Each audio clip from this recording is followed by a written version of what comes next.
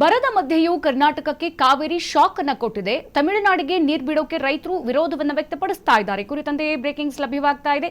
ಮಂಡ್ಯದ KRS dam ಬಳಿ BJP ಪ್ರತಿಭಟನೆಯನ್ನ ಮಾಡ್ತಾ ಇದೆ.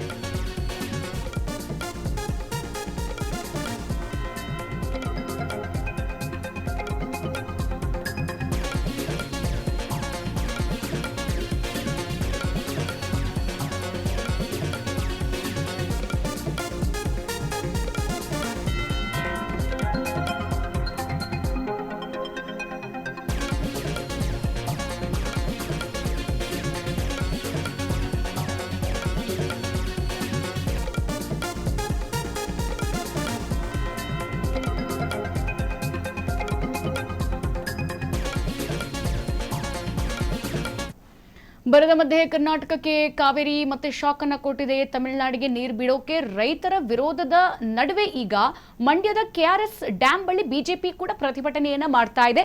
ಪ್ರತ್ಯೇಕವಾಗಿ ಬಿಜೆಪಿ ಕಾರ್ಯಕರ್ತರು ಪ್ರತಿಭಟನೆಯನ್ನ ಆರಂಭಿಸಿದ್ದಾರೆ.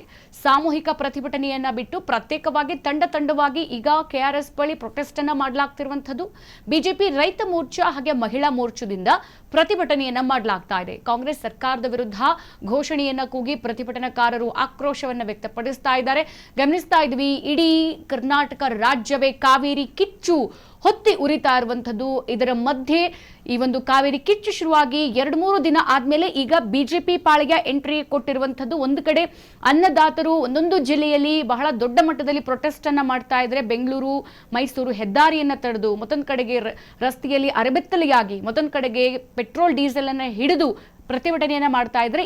ಇವತ್ತು ಮಂಡ್ಯದ ಕೆಆರ್ಎಸ್ ಡ್ಯಾಂ ಬಳಿ ಬಿಜೆಪಿ ಪ್ರತಿಭಟನೆಯನ್ನ ಮಾಡ್ತಾ ಇದೆ. ಅದು ಕೂಡ ಪ್ರತ್ಯೇಕವಾಗಿ ಪ್ರತಿಭಟನೆಯನ್ನ ಆರಂಭಿಸಿರುವಂತದ್ದು. ಕಾರ್ಯಕರ್ತರು ಒಂದ್ ಕಡೆ ಮಹಿಳಾ ಮಣಿಗಳು ಪ್ರತ್ಯೇಕವಾಗಿ ಪ್ರೊಟೆಸ್ಟ್ ಮಾಡ್ತಾ ಇದ್ದಾರೆ, ಮತ್ತೊಂದು ಕಡೆಗೆ ಬಿಜೆಪಿಯ ಇನ್ನಷ್ಟು ಕಾರ್ಯಕರ್ತರು ಸಪರೇಟ್ ಆಗಿ ಪ್ರತಿಭಟನೆ ಮಾಡ್ತಾ ಇದ್ದಾರೆ.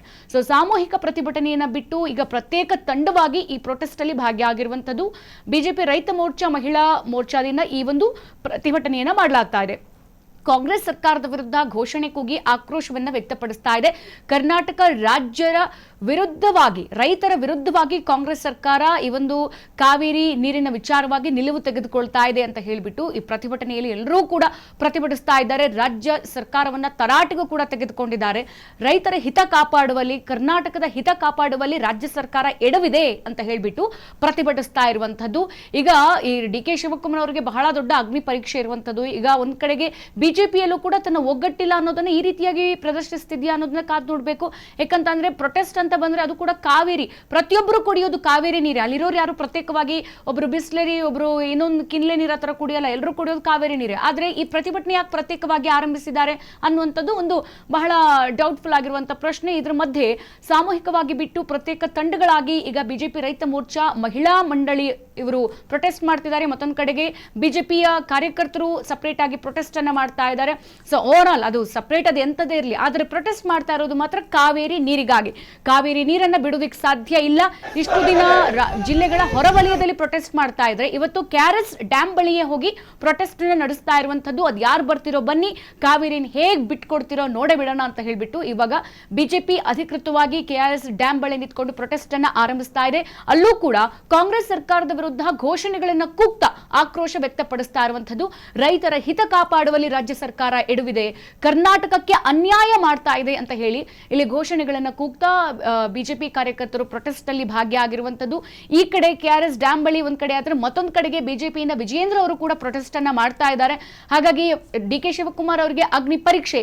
ಈ ಒಂದು ಸಂದರ್ಭದಲ್ಲಿ ಯಾವ ತರ ಈ ವಿಚಾರವನ್ನ ತೆಗೆದುಕೊಂಡು ಹೋಗ್ತಾರೆ, ಕಾವೇರಿ ನಿಲುವಲ್ಲಿ ಅವರ ಮುಖ್ಯ ಪಾತ್ರ ಏನು. ಮತ್ತೊಂದು ಕಡೆಗೆ ಚೆಲುವಾದಿ ನಾರಾಯಣ ಸ್ವಾಮಿ ಅವರು ಕೂಡ ಭಾಗಿಯಾಗಿದ್ದಾರೆ, ವಿಜಯೇಂದ್ರ ಅವರು ಕೂಡ ಇದ್ದಾರೆ. ಕೆಆರ್ಎಸ್ ಡ್ಯಾಂ ಬಳಿ ಬಿಜೆಪಿ ಮಹಿಳಾ ಮೋರ್ಚಾದ ಎಲ್ಲಾ ಮಹಿಳಾ ಮಣಿಗಳು ಕೂಡ ನಿಂತ್ಕೊಂಡು ಪ್ರೊಟೆಸ್ಟ್ ಮಾಡ್ತಾ ಇದ್ರೆ, ಮತ್ತೊಂದು ಕಡೆಗೆ ಅನ್ನದಾತರು, ಬೇರೆ ಬೇರೆ ರೈತ ಸಂಘಟನೆಗಳು ಕೂಡ ಈ ಪ್ರೊಟೆಸ್ಟ್ ನಲ್ಲಿ ಭಾಗಿಯಾಗಿರುವಂತದ್ದು. ಬಿಟ್ರೆ ಮಾತ್ರ ವಿದ್ಯುತ್ ತಯಾರಿಕಾ ಘಟಕ ಸ್ತಬ್ಧ ಆಗಿಬಿಟ್ಟಿದೆ. ಯಾಕೆ? ನೀರೇ ಇಲ್ಲ. 145 ವರ್ಷಗಳ ನಂತರ ಆಗಿರೋದು. ಅಂದಮೇಲೆ ಅರ್ಥ ಮಾಡ್ಕೊಳ್ಬೇಕು, ಕರ್ನಾಟಕದ ಪರಿಸ್ಥಿತಿ ಹೀಗಿದೆ, ಅಲ್ಲಿ ನೀರಿಲ್ಲ. ಹಾಗಿದ್ರೆ ಆದೇಶನ ಹೇಗೆ ಎತ್ತಿಡಿಯೋದು? ಸರ್ಕಾರ ಇವೆಲ್ಲ ಮನವರಿಕೆ ಮಾಡಿಕೊಡೋದ್ರಲ್ಲಿ ಎಡವಿದೆ. ಇದರಿಂದಾಗಿ ನಾವು ಬಿಡಬಾರ್ದು ನೀರು ಅಷ್ಟೇ. ಬಿಟ್ರೆ ಮಾತ್ರ ಈ ಸರ್ಕಾರ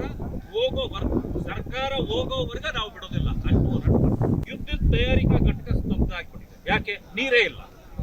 145 ವರ್ಷಗಳ ನಂತರ ಆಗಿರೋದು ಅಂದಮೇಲೆ ಅರ್ಥ ಮಾಡ್ಕೊಳ್ಬೇಕು. ಕರ್ನಾಟಕದ ಪರಿಸ್ಥಿತಿ ಹೇಗಿದೆ, ಅಲ್ಲಿ ನೀರಿಲ್ಲ, ಹಾಗಿದ್ರೆ ಆದೇಶನ ಹೇಗೆ ತಿಳಿಯೋದು? ಸರ್ಕಾರ ಇವೆಲ್ಲ ಮನವರಿಕೆ ಮಾಡಿಕೊಡೋದ್ರಲ್ಲಿ ಎಡವಿದೆ. ಇದರಿಂದಾಗಿ ನಾವು ಬಿಡಬಾರ್ದು ನೀರು ಅಷ್ಟೇ, ಬಿಟ್ರೆ ಮಾತ್ರ ಈ ಸರ್ಕಾರ